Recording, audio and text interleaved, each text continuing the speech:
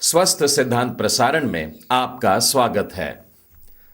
पवित्र शास्त्र बाइबल में इब्रानियों के 4 अध्याय और 12वें वचन में यूं लिखा है कि परमेश्वर का वचन जीवित, प्रबल और किसी भी दोधारी तलवार से अधिक तेज है। शैतान से लड़ने के लिए अब हमें किसी प्रकार के कवच कुंडल या खड्ग और ढाल की जरूरत नहीं, लेकिन परमेश्वर के जीवित, प्रबल और तेज वचन की जरूरत है। परमेश्वर की स्तुति हो कि लगातार हम इस कार्यक्रम के द्वारा सुधारने वाली शिक्षा को अपने जीवन में ग्रहण कर पा रहे हैं। प्रभु यीशु ख्रीस्त के जीवन को अगर हम देखते हैं तो हम ये पाते हैं कि शैतान ने यीशु ख्रीस्त पर बार बार आक्रमण किए, बार बार उनके जीवन में अलग अलग प्रकार से प्रलोभन लाए और यह कोशिश कर रहे थे कि प्रभु यीशु किसी प्रकार से पाप कर दे। लेकिन हर बार प्रभु यीशु शैतान पर विजय प्राप्त करते चले गए। हम प्रभु यीशु के जीवन को अगर देखते हैं कि शैतान से किस प्रकार से वे लड़ते हैं, कैसा उनका युद्ध रहता है, तो हम अपने लिए भी सीख पाएंगे कि हमें शैतान से कैसे लड़ना चाहिए। यूं तो इस प्रकार की बहुत सी घटनाएं बाइबल में लिखी है, परंतु जो पहली वाली दर्ज होती है ये उस समय की बात है जब प्रभु यीशु जंगल में थे, प्रार्थना और उपवास के समय में थे और शैतान अंत में उनके पास में पहुंच जाता है। और वहां हम देखते हैं कि किस प्रकार एक के बाद एक ऐसी 3 परीक्षाएं प्रभु यीशु के सामने रखता है। वो कहता है कि पत्थर को रोटी बना दे, वो कहता है कि ऊंचे पर से कूद जा, वो कहता है मेरे सामने झुक जा, और इन सब के बदले उसके पास में कुछ इनाम है देने के लिए। लेकिन प्रभु यीशु ने हर बार एक खास जवाब दिया और वो था परमेश्वर का वचन। वे कहते थे वचन में लिखा है कि, वचन में लिखा है। शैतान अपने तौर तरीकों को बदलता जा रहा था, लेकिन प्रभु यीशु ने उसको जवाब देने के लिए एक ही तरीका अपनाया और वो था परमेश्वर का जीवित वचन।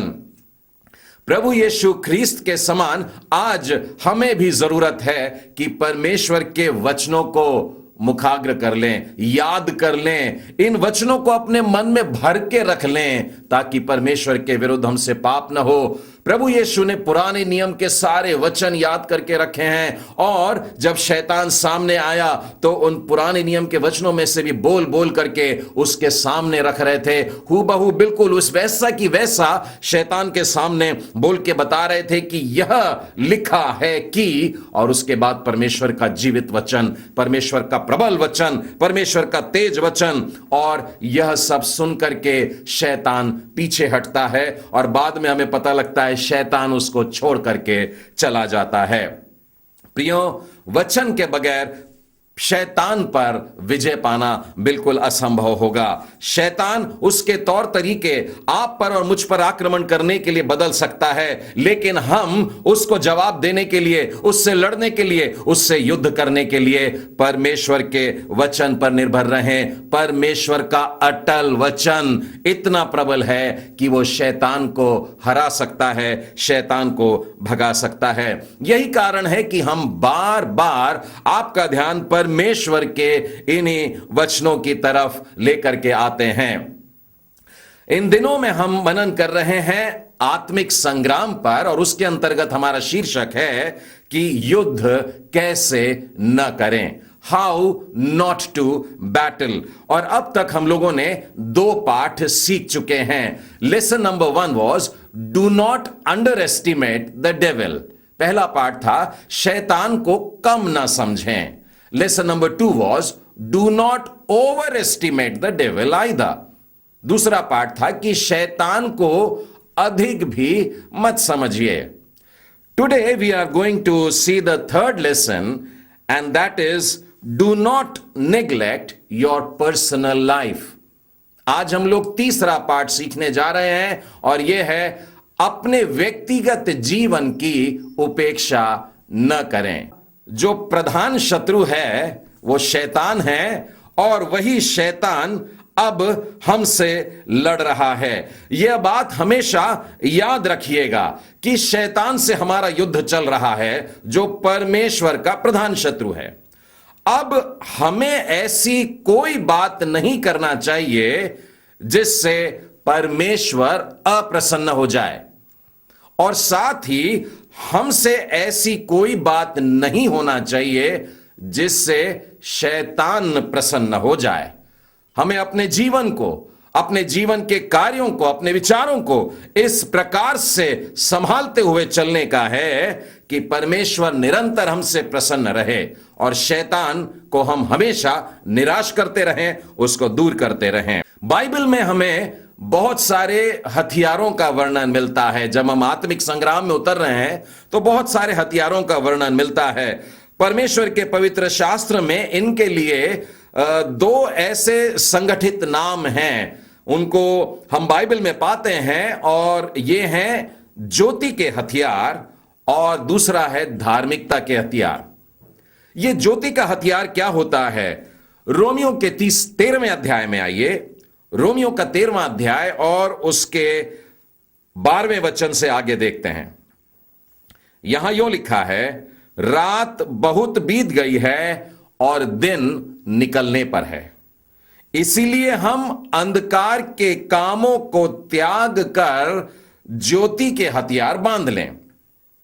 जैसा दिन को शोभा देता है वैसे ही हम सीधी चाल चलें, न कि लीला क्रीड़ा और पियक्कड़पन में, न व्यभिचार और लुचपन में, और न झगड़े और डाह में।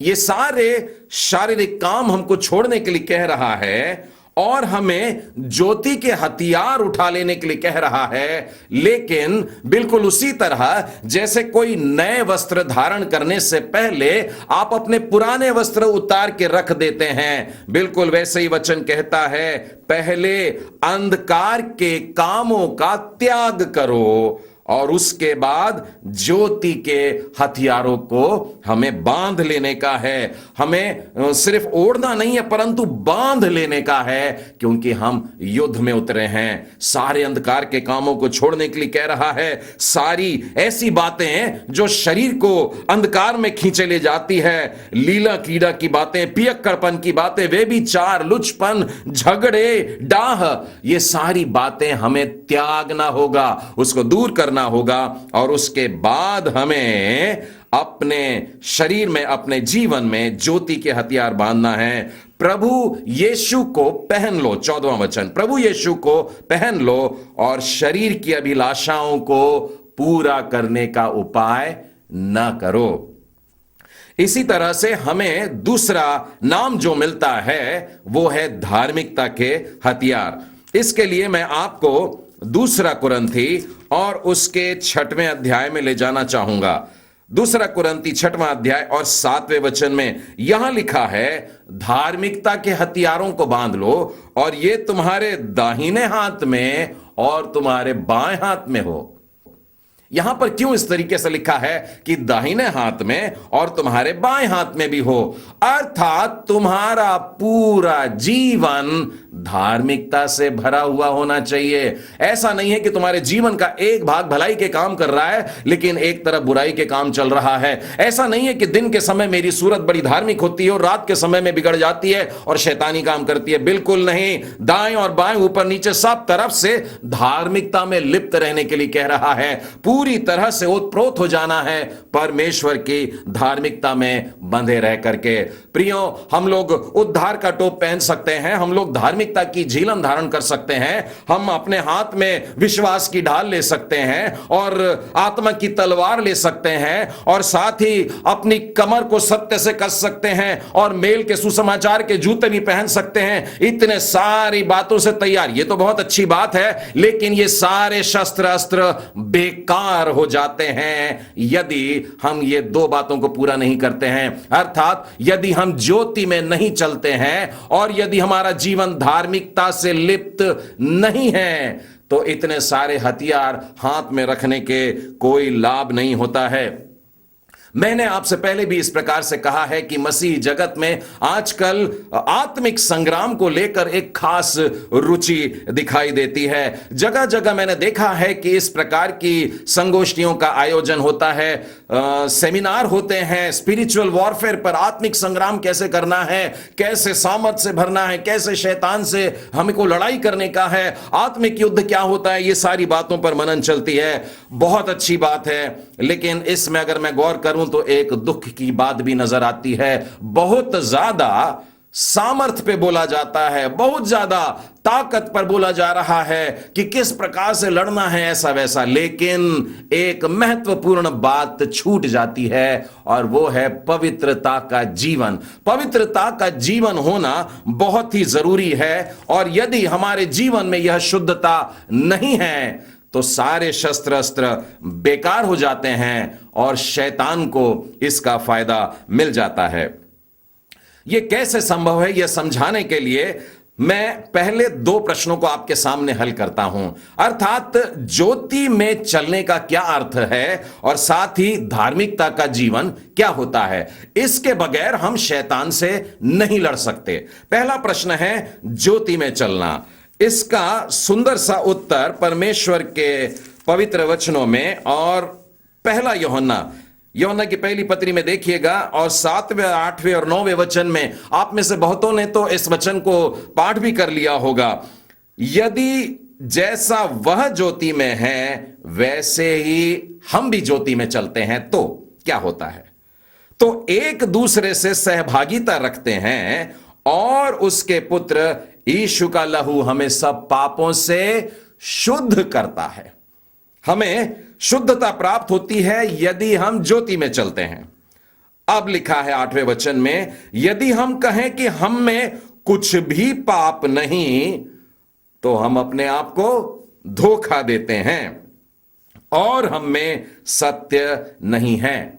9वें वचन में लिखा है, यदि हम अपने पापों को मान ले तो वो हमारे पापों को क्षमा करने और हमें सब अधर्म से शुद्ध करने में विश्वास योग्य और धर्मी हैं। वचन पर गौर करिएगा, ये कह रहा है कि हमारा जीवन एक खुला जीवन होना चाहिए। ज्योति में चलने वाले का जो जीवन होता है, जो उजाले में चलता है, उसके जीवन की हर बात नजर आती है। परमेश्वर के सामने हमारा जीवन भी बिल्कुल पारदर्शी जैसा होना चाहिए। सब कुछ दिखता है, मेरी बोली सुनाई देती है, मेरे विचार सुनाई देते हैं, मेरे कार्य दिखाई देते हैं, सब कुछ इस रीति से होना चाहिए। यह ज्योति में चलने के बराबर है। अगले वचन में जैसा लिखा है, अगर हम कहते हैं हम पापी नहीं है तो धोखा दे रहे हैं। यदि हम अपने पाप को छुपाते हैं, यदि हम अपने तरीके से पाप को ढांकते हैं, तो शैतान को मौका मिल जाता है वो पर्दा खींचने का, और वो सबके सामने हमारे पाप को उजागर कर देता है। लेकिन बाइबल ये बता रही है कि यदि हम अपने अपराधों को परमेश्वर के सामने स्वीकार कर लेते हैं, यदि हम पाप अंगीकार कर लेते हैं, तब हमारे पाप पर परमेश्वर पर्दा डाल देता है, और जिस पाप पर परमेश्वर ने पर्दा डाला है, परमेश्वर ने उसको ढांक दिया है, शैतान उसको हाथ नहीं लगा सकता। शैतान को मौका नहीं मिलता है कि हम पर वो फिर उंगली उठाए। इसलिए प्रियो, बहुत जरूरी है कि हमारा जीवन, हमारा चाल चलन ज्योति में हो, उजाले में हो। दूसरा प्रश्न है, धार्मिकता का जीवन क्या होता है। पहले ही स्पष्ट कर दूं कि धार्मिकता के जीवन का यह अर्थ नहीं है कि पाप रहित जीवन। ऐसा नहीं कि जिसके जीवन में एक भी पाप नहीं है वो धार्मिकता का जीवन है। धार्मिकता का जीवन, इसका अर्थ है परमेश्वर को समर्पित जीवन, जिसने अपने जीवन को पूरी रीति से परमेश्वर के हाथ में सौंपा है और उसकी इच्छा पर चलने के लिए तैयार होता है। मैं आपको रोमियो की पत्री में लेकर के चलता हूं और उसके 10वें अध्याय और उसके 3 वचन में से पढ़कर सुनाता हूं। क्योंकि वे परमेश्वर की धार्मिकता से अनजान होकर और अपनी धार्मिकता स्थापित करने का यत्न करके परमेश्वर की धार्मिकता के अधीन न हुए। लोगों ने अपने अपने मापदंड बना लिए, अपने आप को धर्मी ठहरा रहे हैं, परमेश्वर के सामने धर्मी नहीं ठहर पा रहे और परमेश्वर के अधीन भी नहीं जाना पा रहे। लेकिन ऐसे लोगों को परमेश्वर पाखंडी कह रहा है। वे डींग मारते हैं, वे अपने आप की तारीफ कर रहे हैं, हम बड़े धर्मी हैं, लेकिन ऐसी धार्मिकता शैतान से लड़ने के लिए कोई काम की नहीं। बहुत जरूरी है कि हम अपना जीवन परमेश्वर के अधीन कर दे, परमेश्वर की धार्मिकता के अधीन कर दे। अब और भी ध्यान से सुनिएगा, मैं बाइबल से कुछ ऐसे संदर्भों को आप लोगों को बताना चाहता हूं जिससे यह साबित होगा कि यदि हम ज्योति में चलते हैं और धार्मिकता का जीवन बिताते हैं तो शैतान के साथ जब युद्ध होगा तो विजय निश्चय हमारी होगी। आइए सबसे पहले वचन को देखते हैं, याकूब के 4 अध्याय और 7वें वचन को। यह संदर्भ शायद आपका बहुत पहचाना सा है और आपको याद भी होगा। यहां पर लिखा है, इसलिए परमेश्वर के अधीन हो जाओ और शैतान का सामना करो तो वह तुम्हारे पास से भाग निकलेगा। साधारणतः लोग इस वचन को अधूरा कहते हैं। वे केवल इतना सा कहते हैं, शैतान का सामना करो और वो तुम्हारे सामने से भाग जाएगा। वचनों में इस प्रकार की मिलावट ना करें, उसको अधूरा ना करें। ध्यान से इस वचन को पढ़िए। ये क्या कहता है? वो कह रहा है, पहले परमेश्वर के अधीन हो जाओ और उसके बाद शैतान का सामना करो, तब वो तुम्हारे सामने से भागेगा। ये 3 चरणों को याद रखो। अपने आप को पहले समर्पित करना है। हमें परमेश्वर के साथ खड़े रहने की जरूरत है। परमेश्वर का हाथ थाम करके ही हम शैतान से लड़ सकते हैं। शैतान का सामना करने के पहले परमेश्वर को थामना जरूरी है और तब शैतान हमारे सामने से भाग निकलेगा। अगला वचन खोलिएगा, रोमियो का 16वां अध्याय और उसके 19वें वचन में देखिए क्या लिखा है। तुम्हारी आज्ञा मानने की चर्चा सब लोगों में फैल गई है। तुम परमेश्वर से प्रेम करते हो, उसकी आज्ञाओं को मानते हो, अब तुमको इनाम भी मिलेगा। आगे लिखा है, शांति का परमेश्वर शैतान को तुम्हारे पांवों से शीघ्र कुचलवा देगा। शांति का परमेश्वर, हम लोग युद्ध की बात कर रहे हैं और ये शांति का परमेश्वर, वास्तव में जब हम अपना जीवन परमेश्वर के अधीन कर देते हैं तो परमेश्वर की शांति हमें मिलती है, क्योंकि शैतान हमारे पांवों के नीचे होता है। एक और बड़ा सुंदर सा उदाहरण मैं पुराने नियम में आपको लेकर के जाना चाहूंगा और वहां पर भजन संहिता का 81वां अध्याय निकालिए और उसके 13वें और 14वें वचन में देखिए क्या लिखा है। बहुत रोचक तरीके से इस बात को लिखा हुआ है।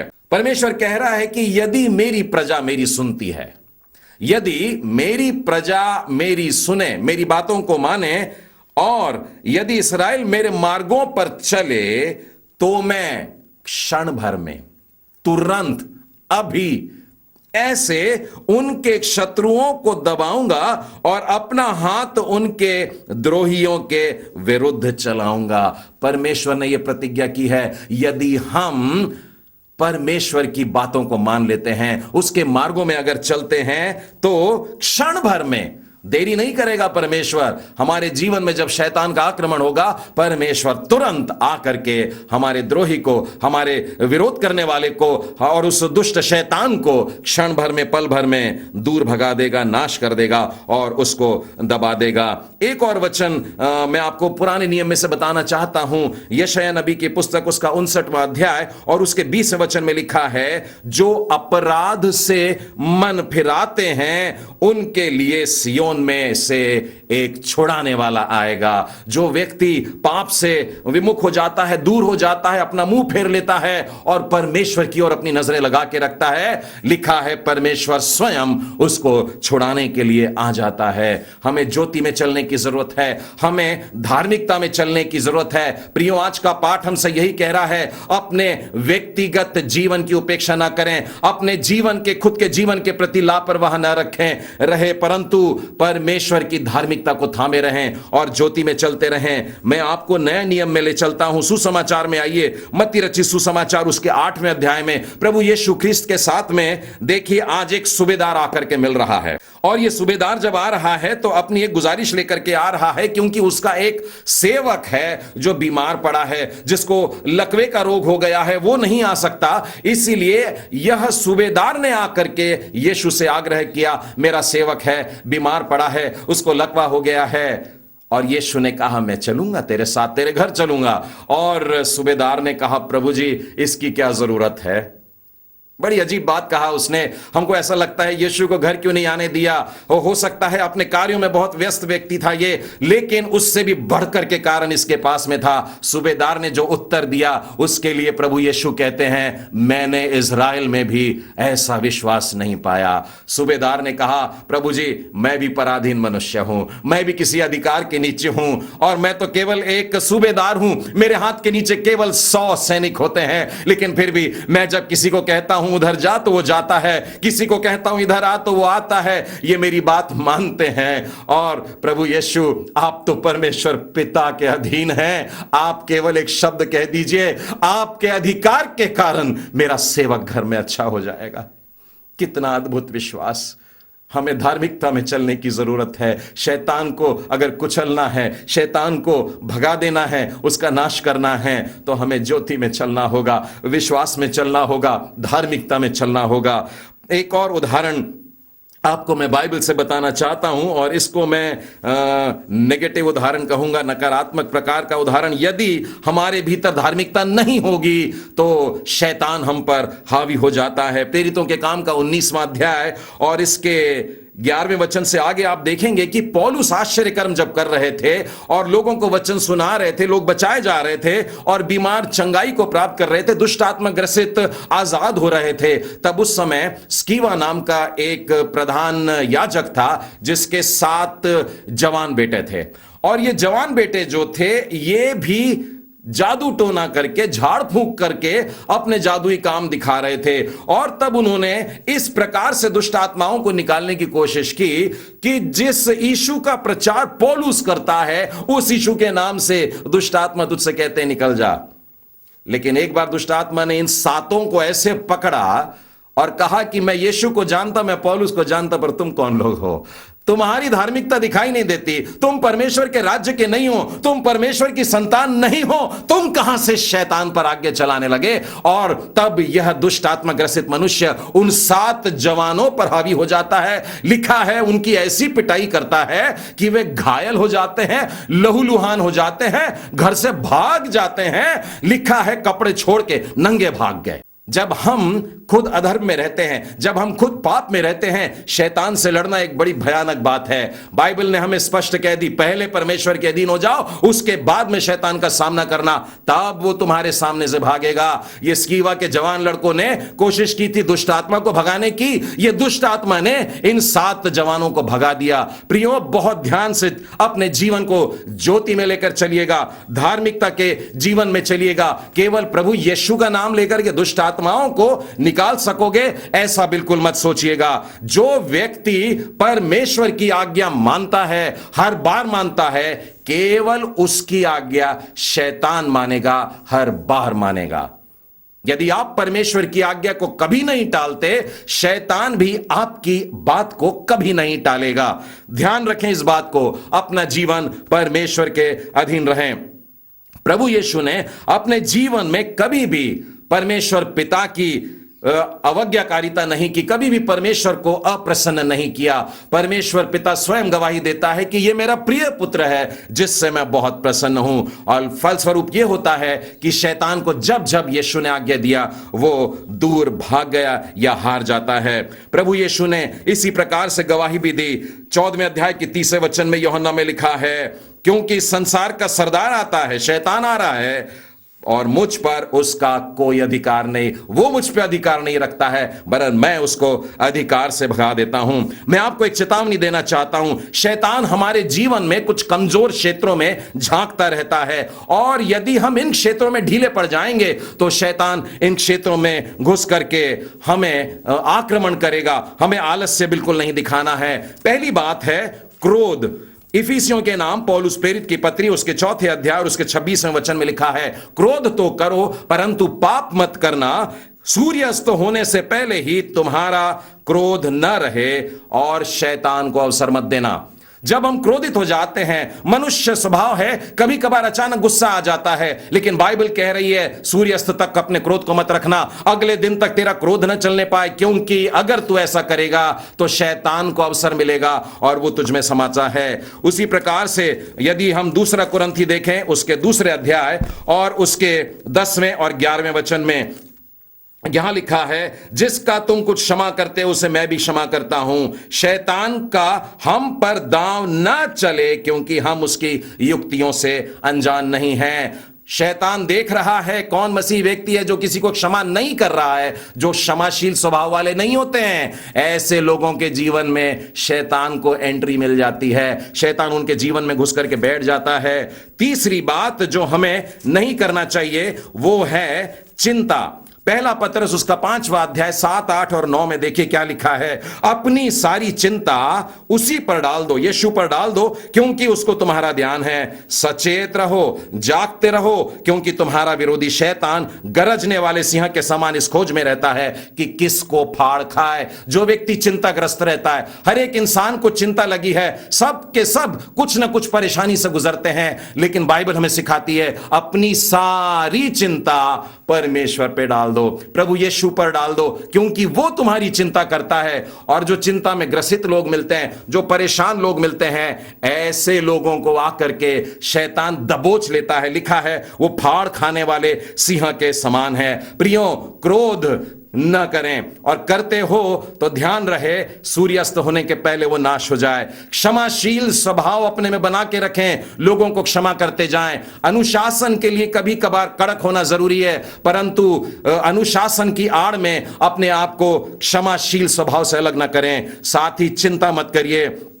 बाइबल हमको प्रभु यीशु के शब्दों में यूहन्ना के 10वें अध्याय के 10वें वचन में क्या कहती है, यहां पर यूं लिखा है कि चोर और किसी काम के लिए नहीं परंतु चोरी करने और घात करने और नष्ट करने को आता है। शैतान 3 कामों के लिए आता है। वो चोर है, वो हमारी पवित्रता को चोरी करने के लिए आता है। शैतान चोर है, वो घात करने के लिए आता है। क्या घात करता है? हमारे भक्तिमय जीवन का घात करता है। और शैतान चोर है, वो नष्ट करने के लिए आता है। क्या नष्ट करने के लिए आता है? हमारा धार्मिकता का जीवन। अपने व्यक्तिगत जीवन में लापरवाह न रहें, परमेश्वर की ज्योति में चलते रहें, परमेश्वर के धार्मिकता में चलते रहें।